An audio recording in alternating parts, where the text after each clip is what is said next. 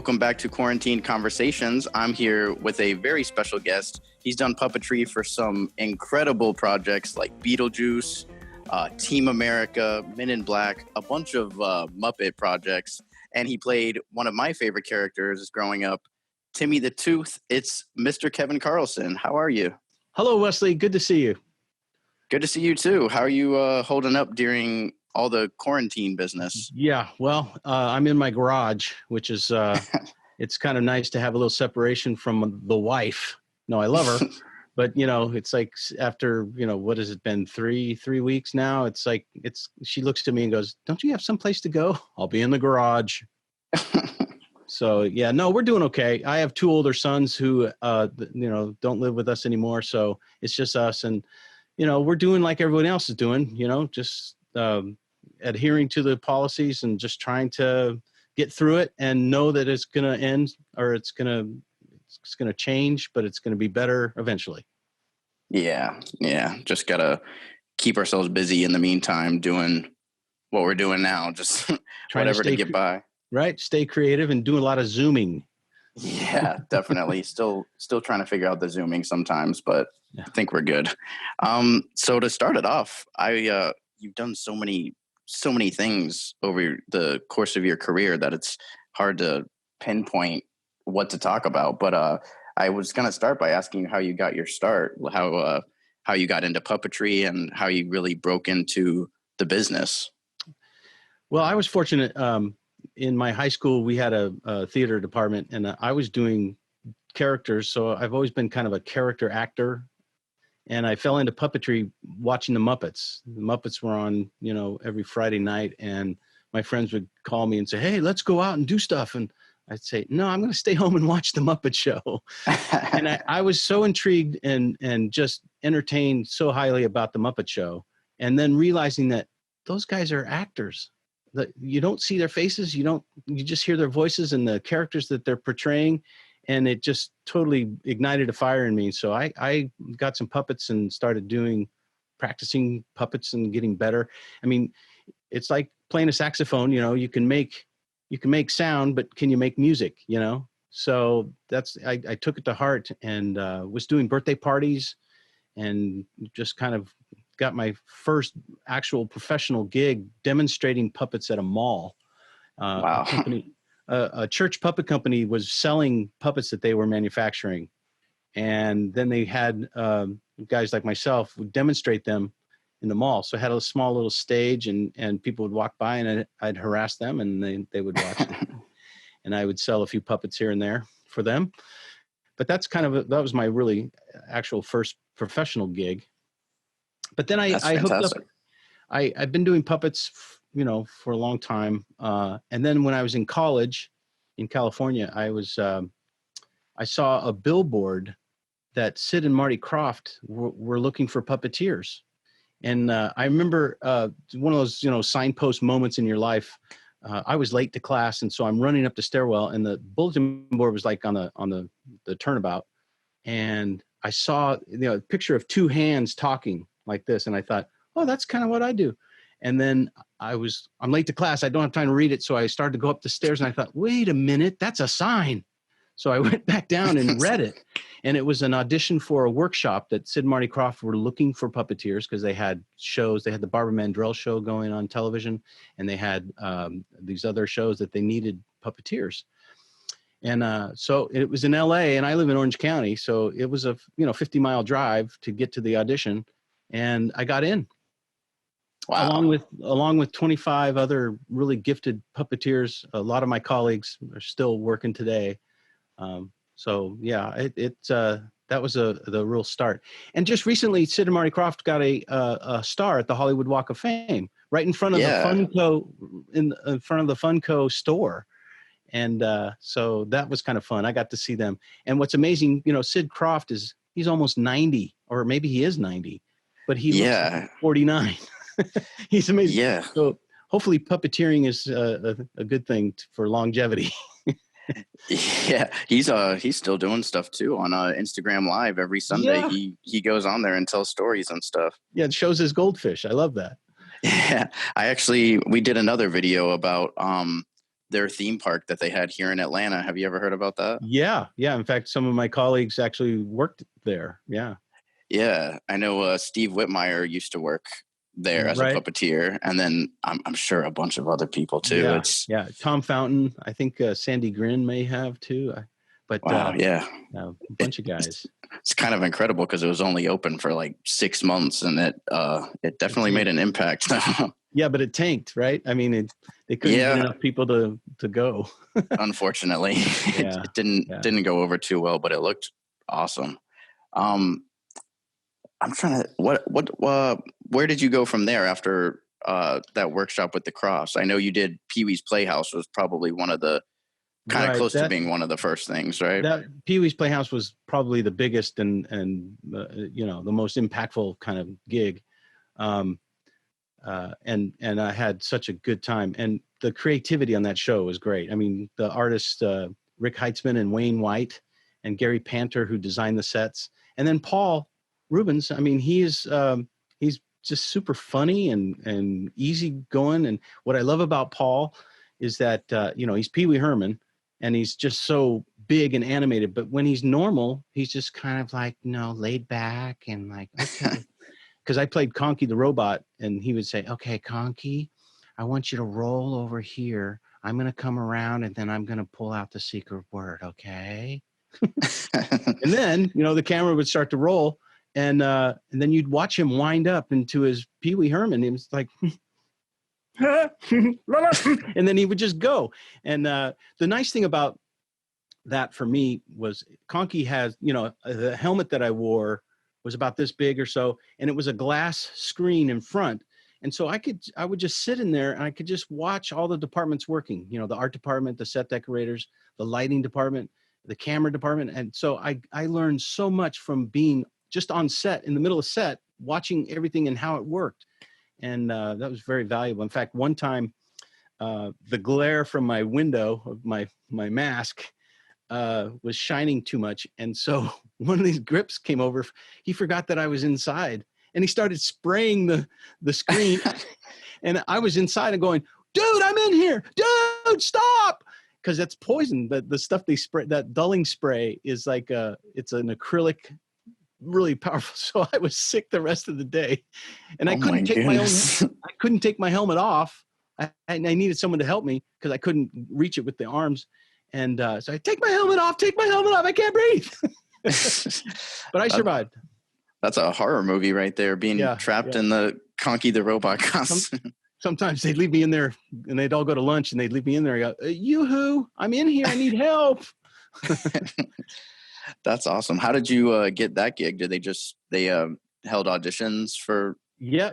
Well, they shot the first season in New York, which I was not a part of, but then they had auditions here in Los Angeles, and I had made a demo tape on my mom's old cassette recorder. I had a few characters that I just kind of laid out, and it really wasn't very good. I would listen to it and go, oh man, it needs to be better, but this is all I got. And so I raced out to the audition.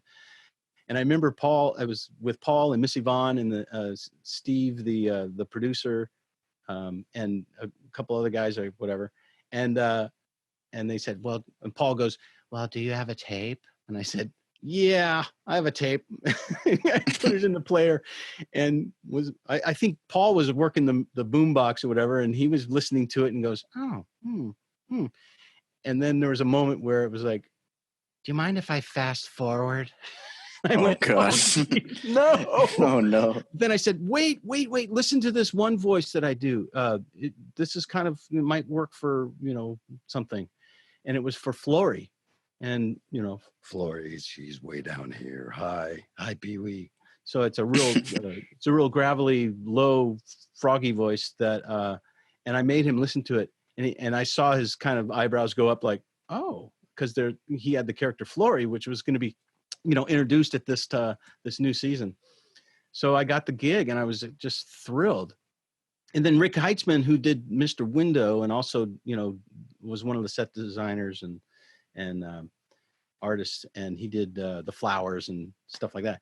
Rick felt he was filling in for Conky, but he didn't want to do it. Conky was kind of uncomfortable to sit in because it was a wheelchair, automatic wheelchair that was, redesigned. And so when you got inside of it and sat down, then you closed the door right on your shins with this big metal aluminum bar. And so it was painful. It was a little bit of a torture, but I found a way to go to my happy place and just kind of, this is good. Just roll with it, So I did.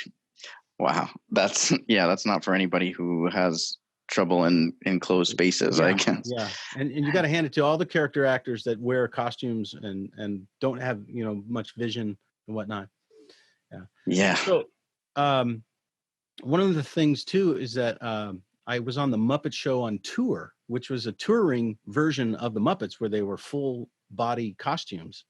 And we toured a 9-month tour all over the US in arenas.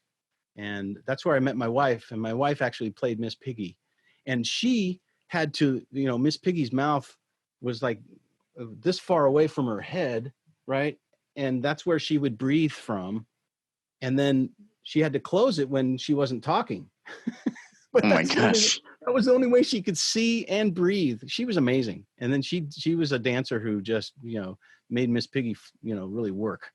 So has she done other puppetry stuff as well, or was that? Yeah, little bits here and there, but she someone got her pregnant. I think that was me. We've got 2 boys, and so yeah, that was a while back, 30 years ago.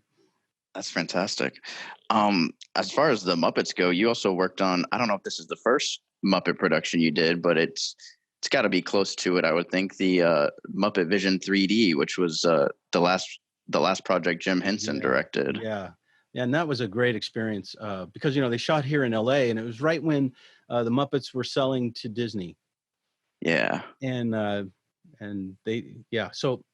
But it was a great experience. It was a combination of the Small World little puppets and then the soldiers and the different various puppets. And I was doing a little Small World character.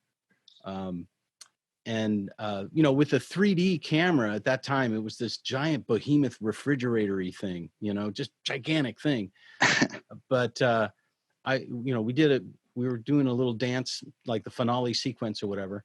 And I'm working and I'm looking in the monitor and I see my character and I'm dancing, and all of a sudden there's another character, a little Small World character, comes up and starts dancing behind me. So, I gave room and we were dancing together, and I look over and it's Jim.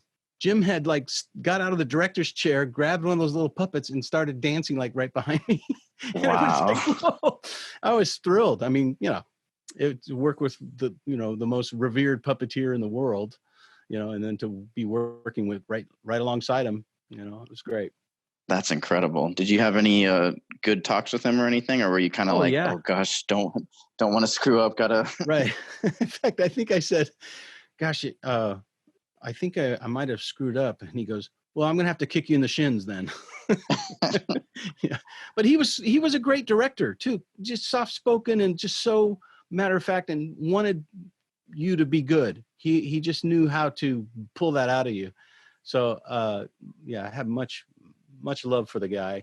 And also my wife and I were good friends with Jane, his wife, and she was wonderful too. She was really sweet. So yeah, it's been a good thing to be part of the Muppets. I especially if you're a puppeteer and you work with the Muppets, it doesn't get much better than that, really. That's true. That's like the top, the cream of the crop right there. The brass ring. Yeah.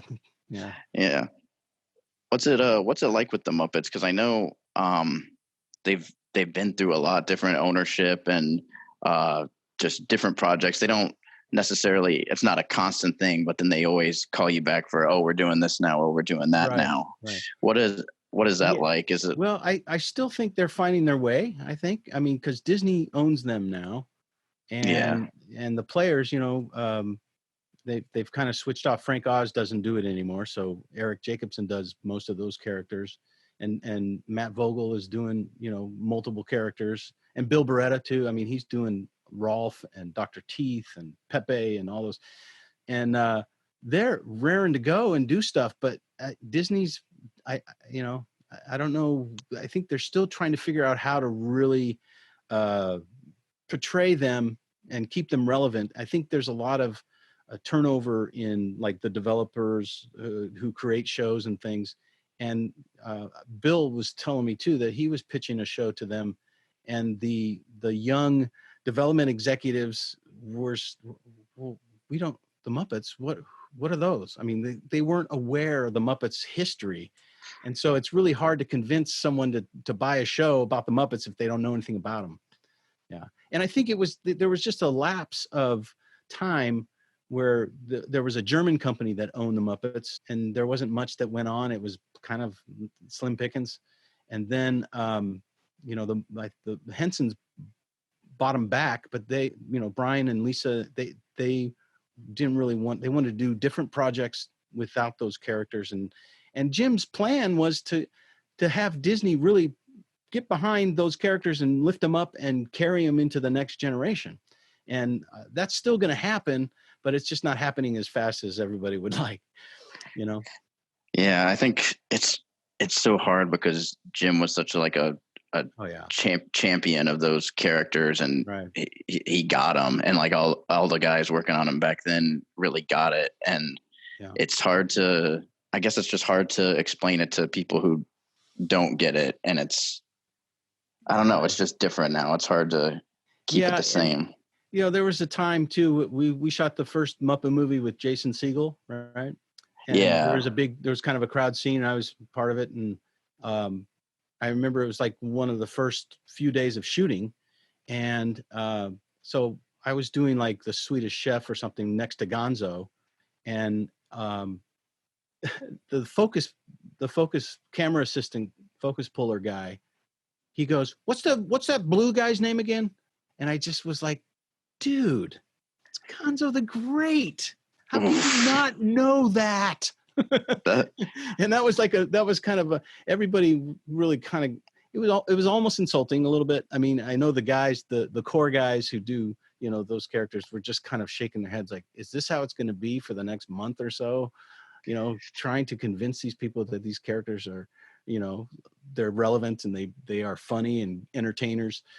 And fortunately, you know, we won everybody over. It's just a matter of time, you know. Once they see the magic of, you know, the Muppets, and they see the irreverency and the fun and the outtakes, you know, because that always gets them going. And if you make the crew laugh, that really helps lift you up, you know, gets your spirits going, because it's like you deliver jokes or lines and you know they're funny, but if you don't hear any response, you kind of get a little like, oh geez, did that just lay flat? But then you see some lighting person or electrician or a carp or a grip or somebody kind of just holding it back, and then you go, oh, okay, that we're good to go. Yeah, I love those last two movies, the 2011 and then Muppets Most Wanted. I think were really great. It's just I wish they could have kept it going after that, you know. Yeah. Well, you know, we'll see what happens. There's been some turnover in the Disney executive side, so we'll see what happens. And they're releasing on Disney Plus the Muppets Now, right? Yeah, I wasn't a part of that, but yeah, I've heard some good things about it. So we'll see. We'll wait and see.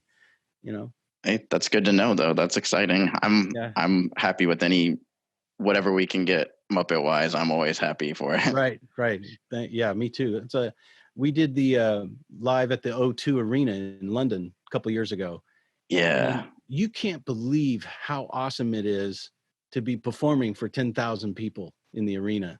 It was 10,000 people and it was loud. And it's just like such a thrill, because at the end we all come out with the characters and there's a whole big finale, and you can see the faces and everybody's happy. Everybody's just enjoying the heck out of it, you know. That's very satisfying. Yeah, I remember seeing footage from that and I was like, man, they need to go on tour everywhere. I would buy a ticket immediately. Yeah, that was great. I also wanted to ask you about jumping around a little bit here, but Timmy the Tooth is that might be my favorite of your characters, because he's just I remember growing up with it, and sometimes you ask people and they're like, wait, what is that? And you show them, and they're like, oh yeah, I do remember this. And you kind of you helped create that show as well, didn't you? Oh yeah. My partner James Murray and I and his wife Dina, we had been doing birthday parties with Timmy the Tooth. We had a Timmy the Tooth puppet, a little different than he is now. And it was a variety show, and we would go to birthday parties and entertain. And we started to do this back in early 90s, I guess. And then we actually did a theater run where we actually sold tickets to a 99-seat theater, and people started coming, and they started coming back. And so it was like, oh, we got something here. So we decided to go to the next level, which was to, make it a video series.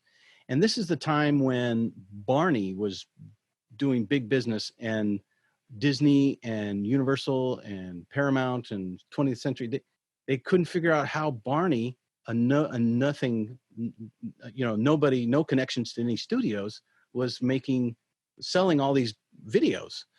And so we came in at the right time, and we pitched it to Disney, and we pitched it to 20th Century and all those people. But it was Universal who really saw the advantage of it. And yeah, we're really grateful because they saw it right away, and then had us come back and pitch it to like the merchandising people and the television people and it was a big group that we pitched to.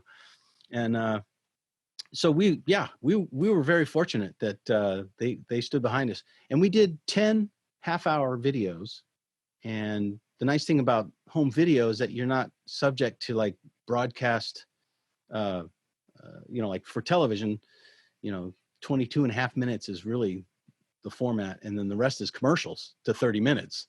But with us, we could take our time and have a little more liberty with how long the shows really aired. So most of them were, just under 30 minutes, but there were a couple that were 35 minutes and whatnot, So yeah, but all the characters that we had, we had some of the best puppeteers in Los Angeles and New York too join us, and we knocked it out, and very happy. Yeah. How long did it take to did you film all of those specials in one go, or was it kind of they want some more and now let's go back and do some more? Right. No, they only wanted 10. And I think a big part of the launch was with Rice Krispies, because Rice Krispies had us on their boxes, and then they gave away a free Big Mouth Gulch video if you sent in the box tops. So Rice Krispies was a real big partner in helping launch it.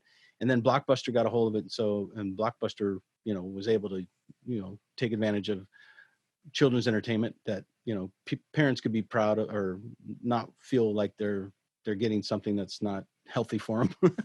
Yeah. And the whole thing is like, Timmy was just a little boy. He's a little adventurer, and it wasn't like he was touting dental hygiene or anything. It just kind of was underplayed underneath, because it happened in Flossmoor Valley. And there was Bubbles Gum, and there was Johnny Paste, and so it's kind of, it was never a show about dental hygiene. It just was stuff that parents could talk to their kids about. It's like, did you brush your Timmies? And I remember hearing my wife say that, and I go, well, that's good, because it was a way for a parent to get their kids to brush their teeth, I guess.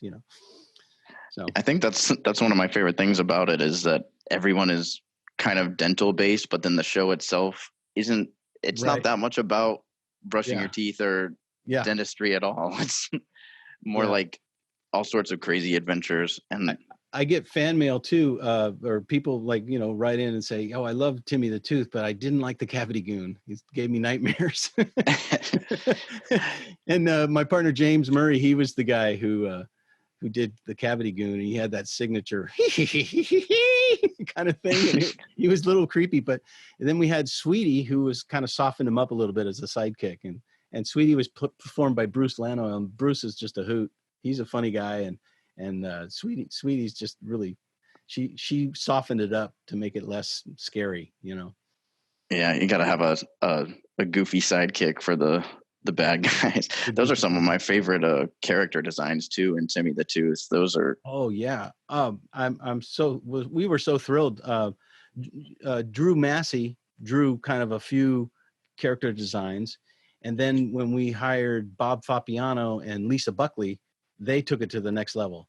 And the character designs were just immaculate, and we were so happy, and they were happy too. They got to really kind of spread their wings a little bit and try new things, and we had what's really a testament to their building skills and whatnot is that, Timmy the Tooth still works. His animatronics still work after 30 years. That's very impressive. Yeah, it is. I took him out of the box and I was like playing with him going, wow, this is amazing. Because most of the time it's like, something goes haywire, but it was really well designed and well made. So pretty proud of it.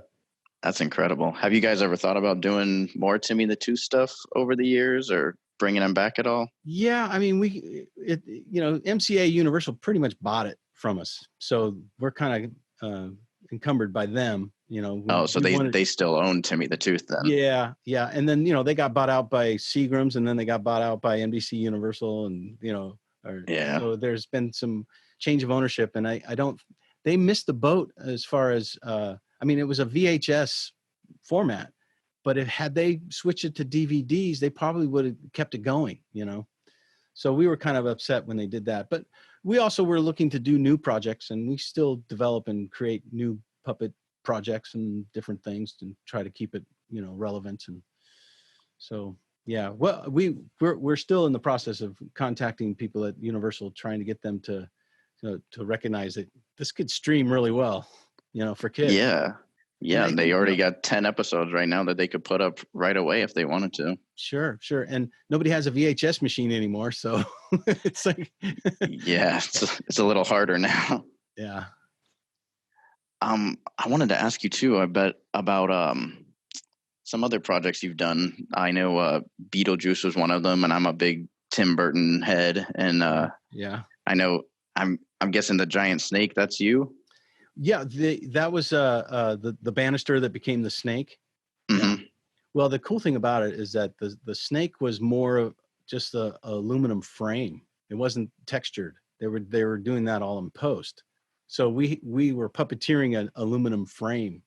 The whole time we're doing it, we're going, wow, I sure hope this works, because otherwise it just looks like an aluminum frame. But that sequence worked pretty well. Yeah, I love that. It's very like stop motion-y, and really fits the aesthetic of that movie really well. Yeah. I was looking at other pictures. I was Googling you. I was researching, and I saw some great pictures from I believe it was a McDonald's special where you guys were playing Fry Guys, and they were commercials, McDonald's commercials. Yeah. And Tony Urbano was one of the instructors for the Sid and Marty Krofft workshop that I first kind of introduction to Hollywood. And Tony was working for McDonald's and hired me to help build some of the puppets in the shop, and then also perform too. And I'm always grateful to him, because it's rare that you have 3 or 4 national commercials going at the same time. That's a good living. That's a good living. Yeah. The mailbox money just kind of kept coming in. It was like, wow, this is awesome. Yeah. So I'm always grateful to Tony and McDonald's for helping me, get ahead, Yeah, that's awesome. I miss seeing those characters as much. They don't really use Ronald or Fry Guys as much anymore, but right. Seeing those old clips is always nice. And I always like to say, I got to play a McNugget, and Robert De Niro, no, he's never done a McNugget. That's Kevin Carlson. Kevin Carlson 1, Robert 0. Exactly. Is there any project or character that was more difficult to play than others, as far as like controlling them or anything that was kind of an undertaking? Yeah, they're all complex in their own way, and as a puppeteer, you're kind of expected to come in and figure out how to make it work. Yeah. I was fortunate that I was able to work puppets that weren't that complicated. But like on Dr. Dolittle, the team, the puppeteers that worked on that show, we were doing the tiger, the rats, the pigeons, the dog, Lucky the dog, and some of those were pretty intricate and hard to manipulate and work.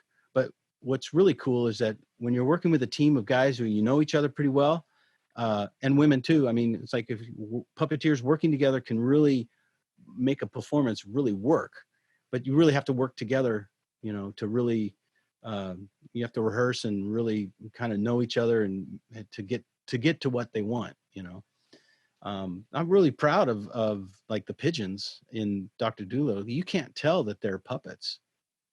First of all, the Hensons, the builders at the Hensons are top drawer people who have such great artistic skill. And then to build these characters that you can't tell are puppets, you think they're real. It's amazing. Yeah. I did Mr. Potato Head for the Fox Kids. Yeah, I wanted to ask you about that. I never watched it, but then I came across it recently and was like, oh my gosh, why didn't I ever see this? Because this is great. It was one of my favorites. I got to play Mr. Potato Head, and his mouth was really malleable, so I could really do a lot of thumb stuff with his mouth.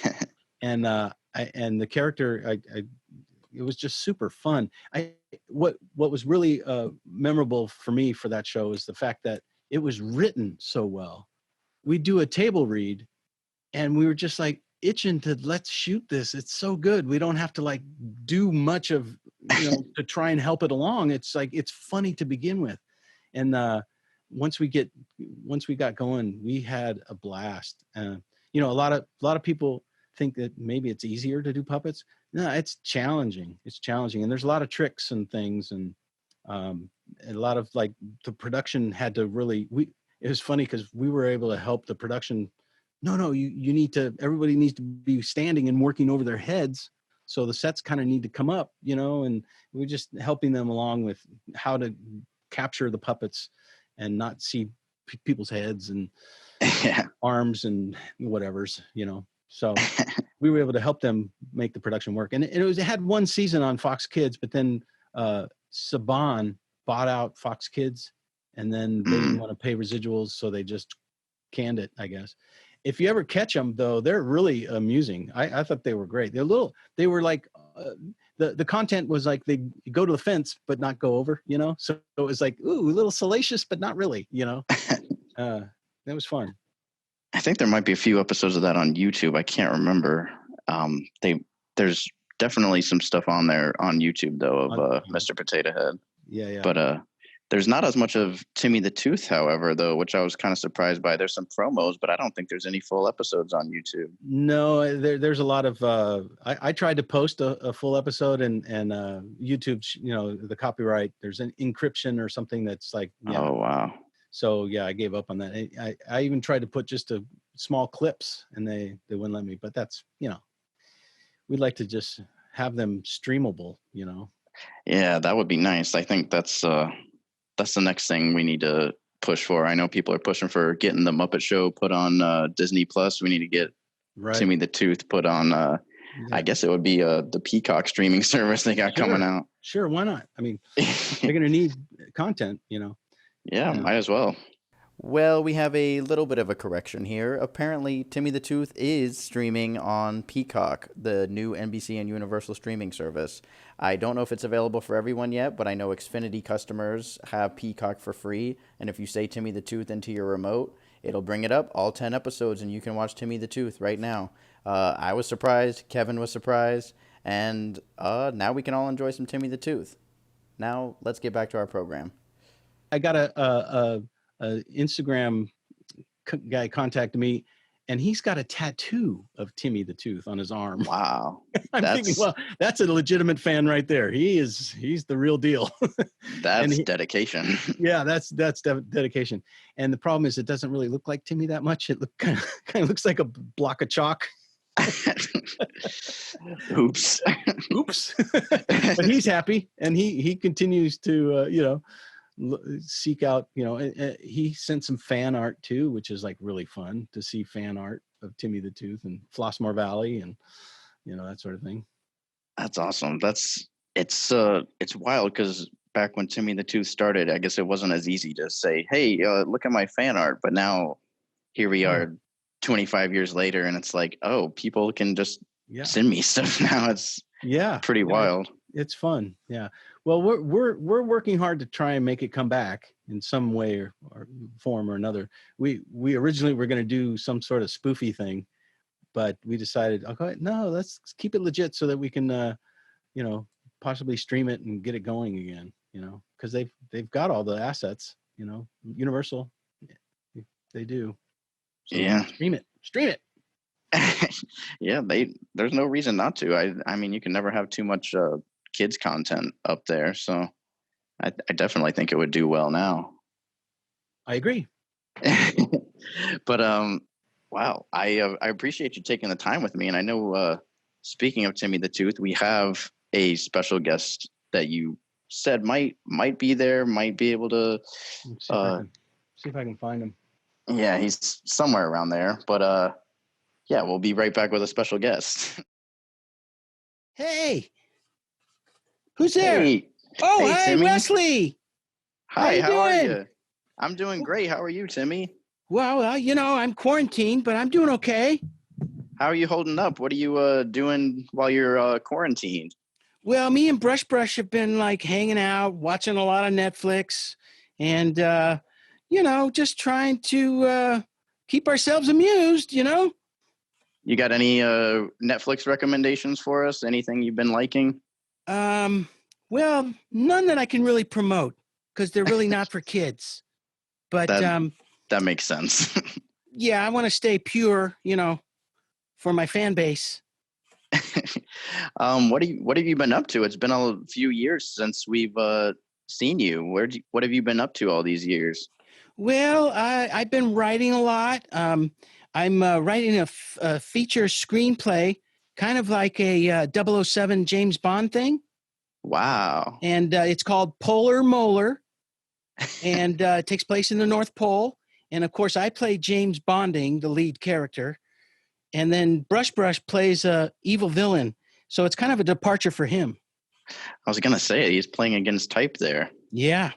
And then I'm also writing a book for, it's a biography for Mr. Wisdom. Wow. Because, Mr. Wisdom, he's full of wisdom. And like he says stuff like, a day without sunshine is like night. That's very wise. Isn't that meta? Very it's meta. So meta.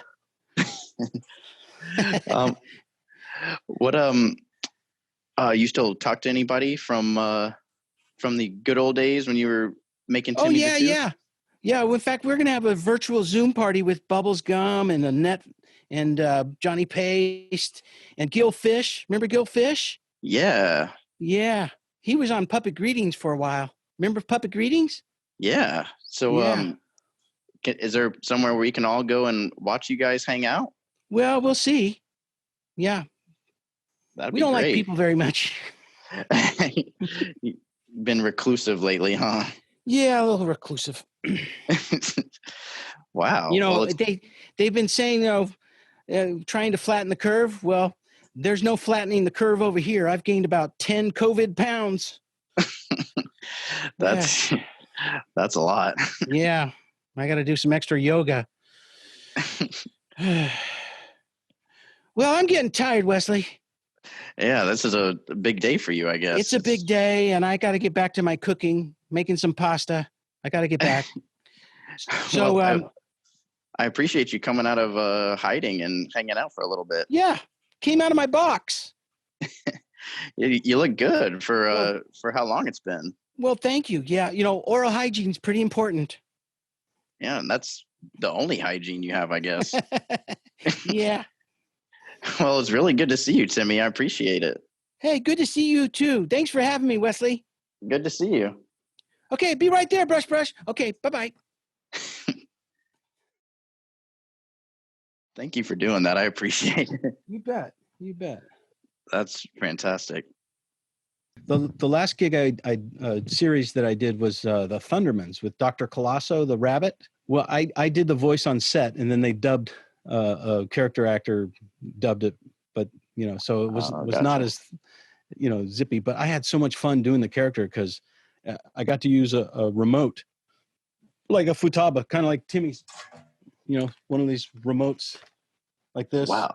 So I did the mouth with one of the joysticks. And I didn't have to be under the table. I could just stand there and just do the voice and do the lines. And the writers always would give me, juicy stuff, which is so much fun to do. I'd come in and do like, a couple of lines that were funny, little zingers, and then I'd leave. It was good. But yeah, Dr. Colosso, he was evil. He kind of talked like this, kind of. He was an evil bunny. If only I had opposable thumbs, I'd be more evil. But That's I don't fantastic. have yeah. Yeah. And was that the actual remote for Timmy as well? That was, but I don't want to. It's proprietary, so I don't want to show it off too much. Oh, gotcha. No, that's old school. I mean, they still use the kind of radio controlled airplane futabas, but they've gotten more sophisticated now, and so yeah. And I'm just surprised how well Timmy works. I mean, you could hear his eyes when he blinks, right? Could you hear this? Yeah. It's like, yeah. So, yeah, but it's fun. The thing about Timmy, too, he's one block of foam, right? That's been sculpted. And then his mouth was, cut out. But his mouth is hard to work. So it really has to be I have to really gear up for it when I do it because he can't talk for very long. And then when we're writing stuff for him to do like on Zoom and Instagram and stuff, it's like, let's keep it short because it's hard to lip sync long paragraphs. Yeah. Forget about it. I don't think I ever would have guessed that he was animatronic at all. So now I'm wondering what other puppets out there I never realized have animatronic functions because I never put that together. Yeah. Well, that's the beauty of it. It's like, you're not supposed to know everything, Wesley. Okay. That's true. It wouldn't be as fun that way, I guess. Right. Yeah. Where can people find you for I know you have Instagram, so yeah, follow me on Instagram. I'm Kevin Carlson 1962. That's good. There's a lot of Kevin Carlsons out there, by the way. Yeah, I got lucky. I was able to find you. Yeah, Kevin Carlson 1962. Yeah, come follow me. There's a couple of projects that I worked on Crank Yankers last year, and they're going to come back, but not until the pandemic is settled out and they can figure out how to do it. As puppeteers, we work really close to each other. We're like, there's not a lot of social distancing there. It's really, we're all in the same pit together doing stuff. So it's kind of hard to be social distancing when you're doing puppets, but yeah, that's close quarters. We'll get back to it. We will. Yeah, definitely. I hope so. You got any tips for somebody who's trying to break into puppet stuff? Keep your day job. Keep your No, it's just like with anything. If you have a passion for puppets and characters and doing, singing, or if you have a passion for anything, you should follow it. You should really pursue it. And puppetry is a really beautiful way to express all types of theater and storytelling, and puppets have been around for a long time. And so, yeah, if you want to pursue it, I tell people, first I tell them not to quit their day job because it's not for everybody. And then I tell them, well, if you want to, pursue this, then do it, And I think there's some people that have a calling for it. Jim Henson started off as an animator and as he would draw. He didn't set off to be a puppeteer. He kind of fell into it and realized, it's an art form in itself.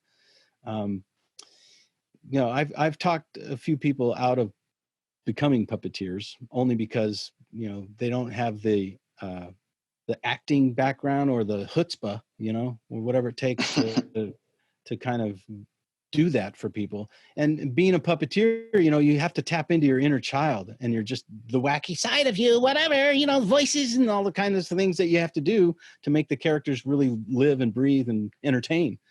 So yeah, it takes a certain type of actor to do it. And acting really is the backbone of puppetry, you know.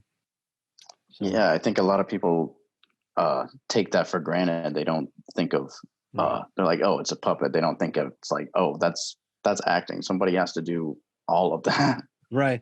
And it's really interesting too. During the pandemic here, people are pulling puppets out of their closet and doing stuff, and it's like, yeah, not so good. It bothers me. They're trying. I was gonna say, do you ever see puppets even on like an actual show, and you're like, ooh, yeah. I could do that better. That, or it's just like, why? Not working. Whatever. Who am I to judge?